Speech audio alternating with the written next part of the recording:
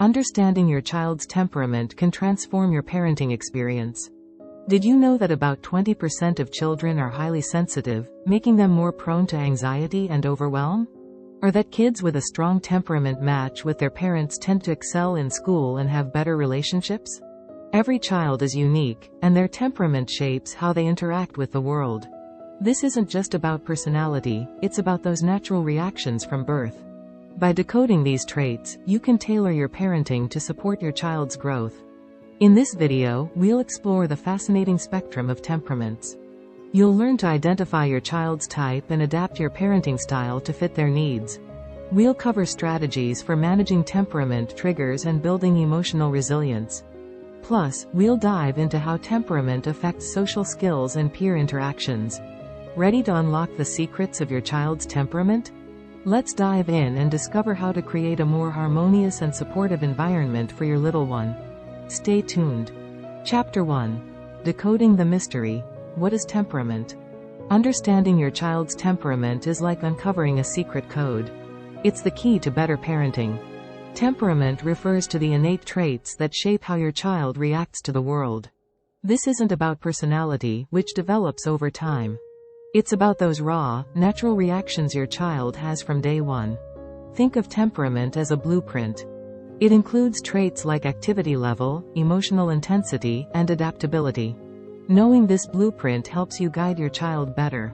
Research shows that understanding temperament can lead to more effective parenting strategies. Every child is unique.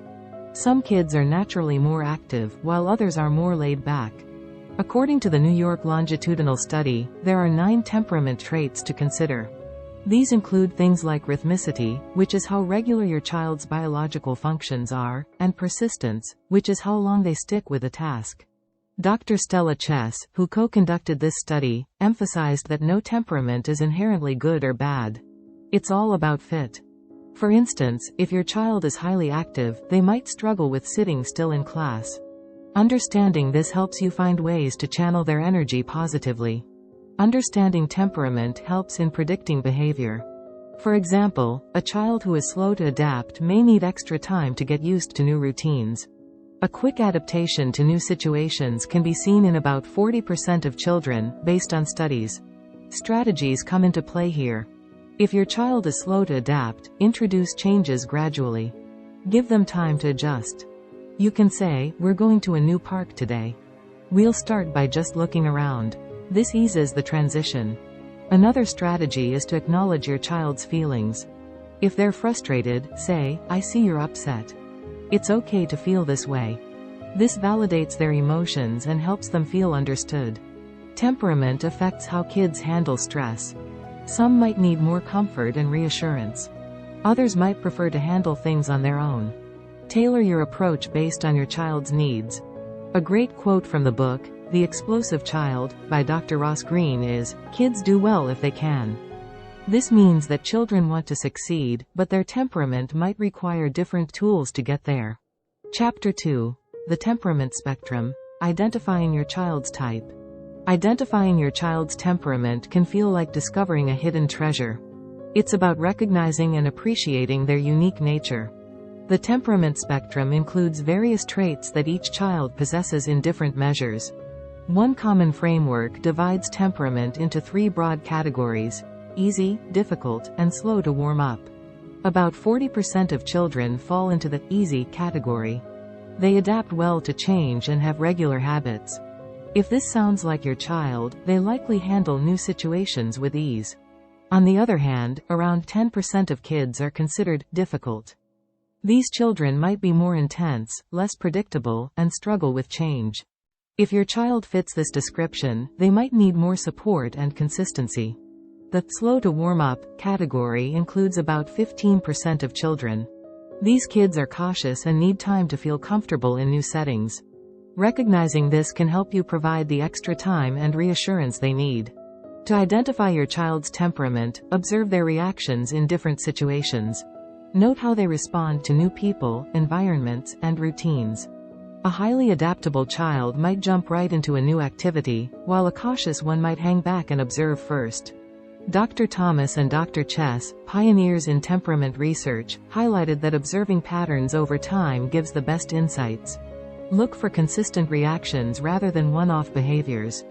Once you've identified your child's temperament, adapt your parenting style accordingly. For an easy child, maintaining routine is still important, but they might not need as much preparation for changes. You can say, "Tomorrow, we're visiting a new museum. It'll be fun." They're likely to be excited and ready. For a difficult child, provide more structure. Clear expectations and consistency are key. You might say, "We'll go to the park after lunch every day this week." This predictability can help them feel secure. For a slow to warm up child, introduce new experiences gradually. Allow them to explore at their own pace. You can say, "We're going to a new friend's house. We can stay for a little while and leave if you're uncomfortable." Understanding these categories helps you support your child's individual needs. It also helps in setting realistic expectations. For instance, a difficult child might need more time to calm down after being upset. Recognize this and give them the space they need. A fascinating fact from the book, Raising Your Spirited Child, by Mary Sheedy Kursinka is that spirited children, often seen as difficult, can grow up to be highly successful due to their persistence and energy when guided correctly. In practice, use positive reinforcement to encourage desired behaviors. If your child transitions well to a new activity, praise them. Say, "You did a great job trying something new today." This boosts their confidence and reinforces positive behavior. Chapter 3. Temperament and Parenting Styles, Finding the Perfect Match. Matching your parenting style to your child's temperament is like finding the right key for a lock. It opens up better communication and understanding. Research shows that children thrive when their parents adapt their approach to fit their child's temperament. First, let's talk about flexible parenting. This style involves adjusting your strategies based on your child's needs. For example, if your child is highly active, incorporate more physical activities into their daily routine. This helps them channel their energy in a positive way. A study by Dr. Mary Rothbart highlights that children with different temperaments require different types of attention and support. So, it's crucial to be observant and flexible. For instance, a child who is sensitive might need a quieter environment to feel comfortable. Next, consider the authoritative parenting style. This approach combines warmth and structure. It's about setting clear boundaries while being responsive to your child's needs. According to a study in the Journal of Child Development, children with authoritative parents tend to have higher self-esteem and better social skills. If your child is slow to warm up, an authoritative approach might involve gradually introducing new activities and providing consistent encouragement. You could say, "I know trying new things can be tough, but we'll go slow, and I'll be right here with you." For children who are more challenging or intense, an authoritative style helps provide the structure they need. Establish clear rules and follow through consistently. For example, we have a rule about no screen time after dinner. Let's stick to that, okay? Dr. John Gottman's research on emotional coaching is also valuable. He suggests that acknowledging your child's feelings is critical. If your child is upset, instead of dismissing their emotions, say, "I see you're feeling really frustrated. Let's talk about it." This approach helps build a strong emotional connection. It teaches your child that their feelings are valid, fostering a sense of security and trust. It's all about guiding them through their emotions rather than controlling them. For a child who is highly adaptable, maintaining a consistent routine is still important. It helps them feel secure and know what to expect. You might say, "We always read a book before bed. Let's pick out a good one tonight." A fascinating fact from The Whole Brain Child, by Dr. Daniel Siegel is that integrating both logical and emotional responses in parenting can significantly enhance a child's development. This means using a blend of empathy and clear rules. Chapter 4. Temperament Triggers. Navigating Challenging Situations. Every child has triggers that can lead to challenging behaviors.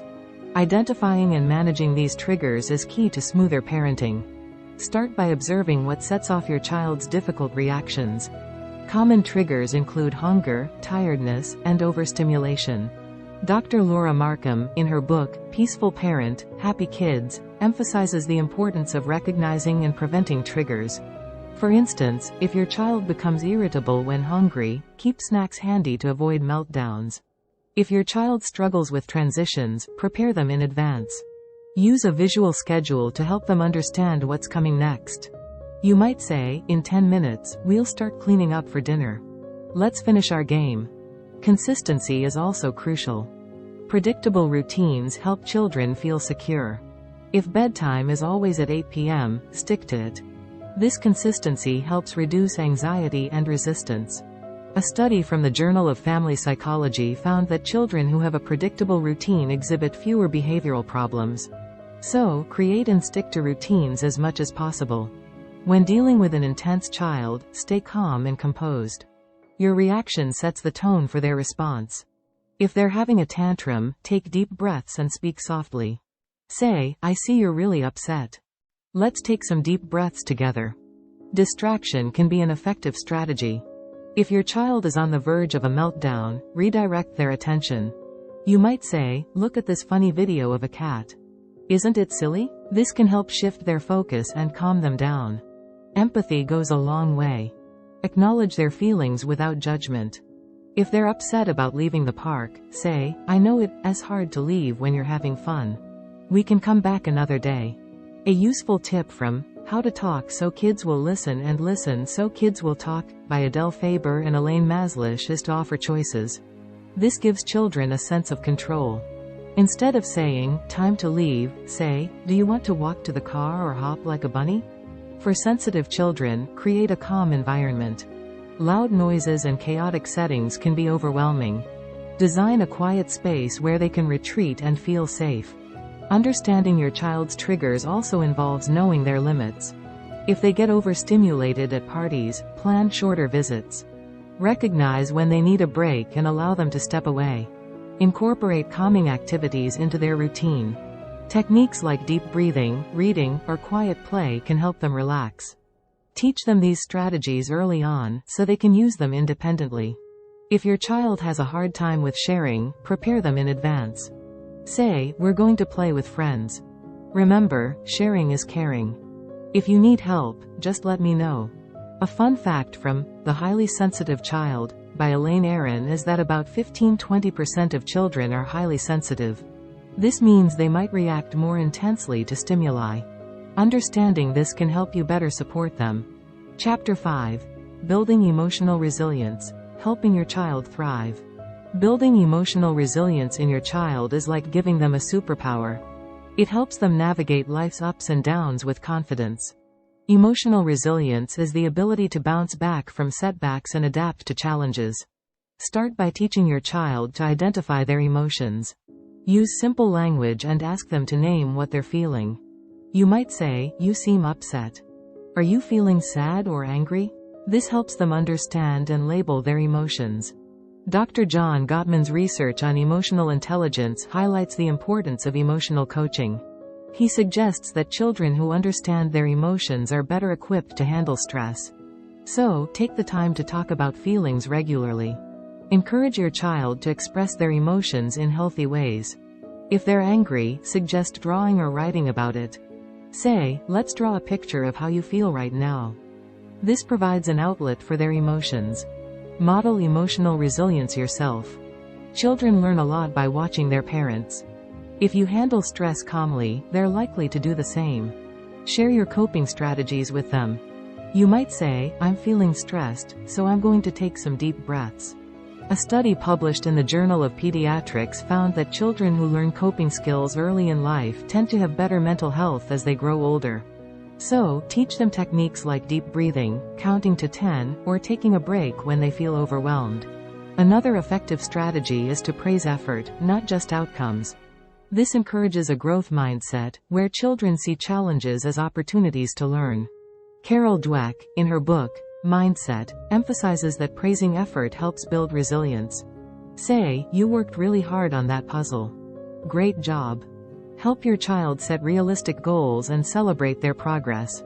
Break tasks into smaller, manageable steps. If they're learning to tie their shoes, celebrate each small victory. Say, "You got one loop done. That's awesome." Create a supportive environment where your child feels safe to make mistakes. Let them know that making mistakes is a part of learning. You might say, everyone makes mistakes. What's important is that we learn from them. Teach problem-solving skills by involving your child in finding solutions. If they're upset about a lost toy, ask, what do you think we can do to find it? This empowers them to think critically and develop solutions. Encourage positive self-talk. Help your child replace negative thoughts with positive ones. If they say, I can't do this, suggest, try saying, I'll do my best. A fascinating fact from Raising an Emotionally Intelligent Child by Dr. John Gottman is that children who are emotionally coached tend to perform better academically. They also have better relationships with peers.